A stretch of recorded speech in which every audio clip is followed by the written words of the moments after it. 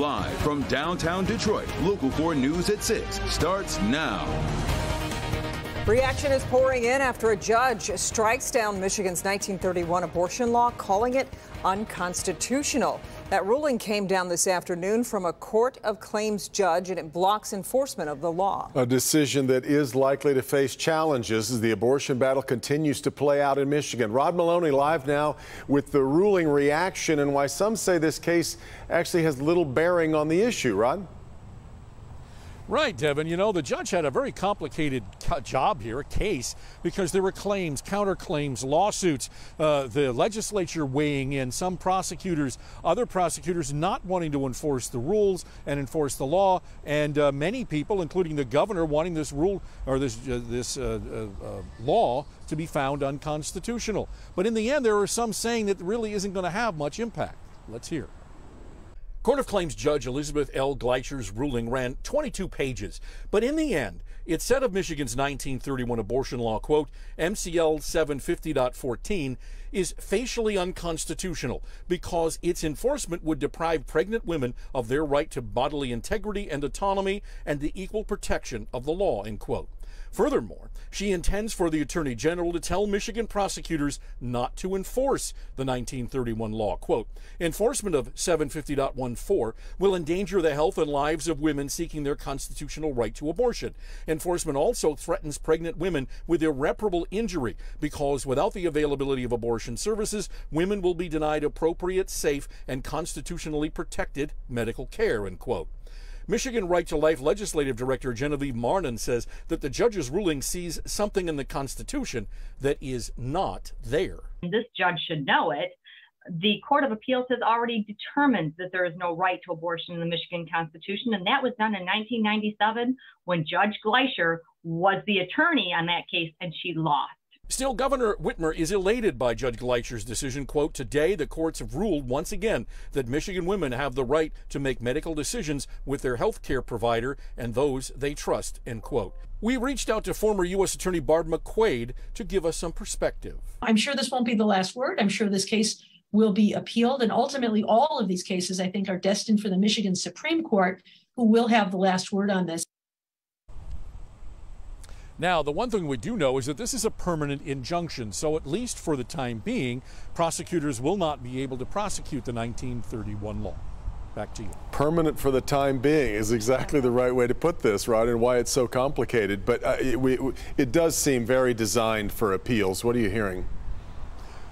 Yeah, well, I've called up to Lansing, and I'm hearing that at least in the House, they are looking at this decision to try and make a decision as to whether to appeal, and it would appear that that is likely, and that we're going to be hearing much more about this in the days and weeks to come. You got it. All right, Rod. Well, we are just learning about a sexual assault investigation on the campus of Oakland University. The victim apparently met the suspect on Tinder. Police say the assault took place in the P5 parking lot near Oakview Hall late last night around midnight. The individual says it was their first in-person connection after meeting over the app.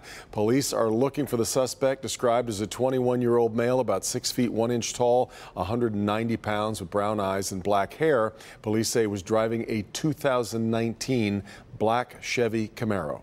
Eastern Michigan University is suing to get professors back in the classroom. Union faculty members went on strike this morning, hitting the picket lines on campus. It's a move that canceled classes today for some students. Sean Lee is live in Ypsilanti. Sean, the union and university can't agree on a contract, so where do things stand with negotiations right now? We can bring everyone up to speed right now. It's also very visual. You can hear what's happening here. Faculty members out here on strike. They came out here at 8 this morning, still going strong, and they'll be out here, they say, until they do get that contract they are looking for. You can hear them. You can see them with their signs. As you mentioned, the school now going to court, filing an injunction late today, asking a judge to end this strike immediately.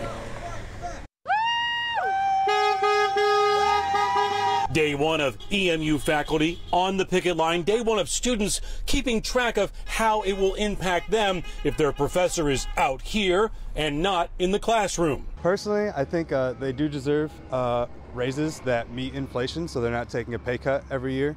That's kind of important. How did it come to this at the start of a new school year? The issues, according to faculty on strike, are pretty simple. The administration has just been stonewalling this the whole time in order to try to force us to what amount to pay cuts. And that's all that is to it.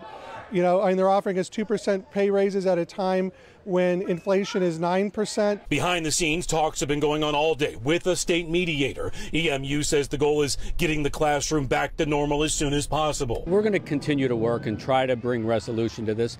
The primary interest for us is getting to a place where our students can get back into the classroom, and we have to serve our students. Our faculty know that, we know that, and that's what we're focused on. However, EMU filing an injunction late today to stop the strike, an indication of how those talks may be going. To be able to find common ground, you have to have both parties willing to negotiate in good faith, and unfortunately, the administration has not really shown a desire to do that.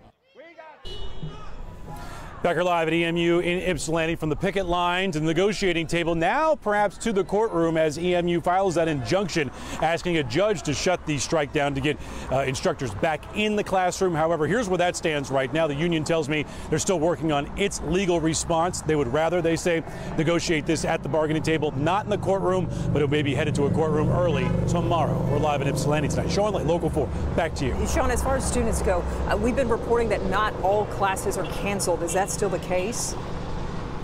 That's true. Union instructors out here on the picket line on strike. Non-union instructors are in the classroom. Some classes are being held. Students are being told to check with their instructor and also show up for classes a little early to see if they will be having a class at that time. Okay, Sean, we appreciate it.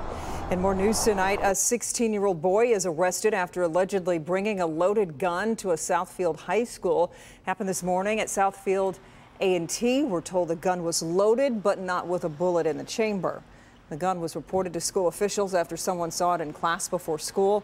The student was found in the hallway and taken into custody. Investigators believe no threats were made to the school. All right, let's turn to the weather and take a live look outside. Been a sunny day today. Yeah, and it's getting warmer around here too, Kim. It sure is. Summer is not done yet. I know a lot of kids went back to school this week, but we are going to heat up just like a typical summer day over the next several days. Right now, we're in the upper 70s, 79 in Detroit. We hit a high today of 81, 78 in Ann Arbor, mid 70s in Port Huron, and in our southern zone, Adrian is right now at 77. So mid to upper 70s across the board, but we've lost any cloud cover that we had today. We just had a few scattered here and there, but under those clear skies, temps tonight will be dropping down into the 50s, which is nice that we get these really beautiful warm days, but it still cools down at night, which is actually really good for fall color as well. The leaves love this kind of weather where you get nice warm days, cool nights, so we'll have a very colorful fall headed our way. 84 now in Green Bay, 86 in Minneapolis. Temperature trend over the next several days, well, it is going to go up and then crash right back down again. We'll be in the mid 80s on Saturday, cooler for Sunday, and there's a reason for that we'll talk about in the forecast in just a couple of minutes. Now a Local 4 update. 3 teenagers are in custody for a carjacking and shooting at a Southfield apartment complex.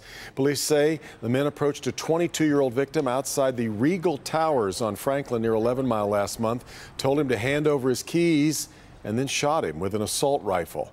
They got away, but police say they've been arrested with the help of the Oakland County Auto Theft Task Force. Victim's father says his 22-year-old son is still recovering in the hospital, and they aren't sure if he'll have use of his leg again. I should be, taking my son to ball games, buying him a pop, hot dog, enjoying that type of life. But instead, I'm buying bedside commodes and learning how to pack a gunshot wound that was left from the senseless crime. The suspect in the case, Calvin Griffin, being held without bond. The other 2 have had bond set at $2 million. Detroit's iconic Lafayette Coney Island shut down right now over health violations. Our cameras captured the signs on the outside of the restaurant showing it's closed. The city says it saw people complaining on social media about rodents in the building. A health department team was sent out and found evidence of droppings, but never saw any rodents. Lafayette can't reopen until it's all cleaned up. The city says if you see something unsanitary in a restaurant, call them and they will send out inspectors. All right, a Help Me Hank alert tonight involving 2 recalls. One item you may have in your pantry, the other you might have in your garage. Also, they can be tough to keep up with. Do you have any unused gift cards sitting perhaps in your wallet even? Apparently, a lot of Americans are just letting them go to waste. Hank Winchester here with some important consumer headlines. Hank? And listen, Devin, I'm guilty. I'm one of them. I have a few gift cards at home that I just haven't used, but as you will see in our consumer headlines, this is a billion-dollar problem. Take a look. Topping my Help Me Hank consumer headlines tonight, if you have unused gift cards, you are certainly not alone. In fact, there are $21 billion in unused gift cards out there right now. 47% of Americans say they have at least one unused gift card. On average, a person has about $175 that is unspent. We have a big beef jerky recall you need to know about. 500 pounds being recalled. We're talking about beef jerky experience products out of Knoxville, Tennessee. The jerky sold at stores across the country. The concern, listeria. If you have the product, you can return it to the store for a full refund. We also have a Kia Sportage recall. The 2023 Kias are affected, the brand new model. The issue, a wiring defect could cause a fire. You should contact your dealer for more information. And as always, we have the very latest consumer news and recall information for you right on the Help Me Hank page at clickondetroit.com. We're live here tonight in Detroit. Hank Winchester, Help Me Hank, Local 4. Sure thing. All right, Hank. City of Oak Park breaks ground on a brand new housing development. It'll be called The 9, located on 9 Mile Road near Rosewood Street. The 9 will be a 30-unit apartment development. City officials say the goal is to provide more diverse housing options for residents. We know that to maintain the highest and best quality of life, we have to have a variety of different options available in terms of transportation and other things in our communities. So having access to, suitable, adequate transportation services, and in this case, there's a bus stop literally right in front of the property, is just huge for, attracting the kinds of residents who want to live in an urban environment that offers those things. Construction on the 9 is set to be completed by fall of 2023.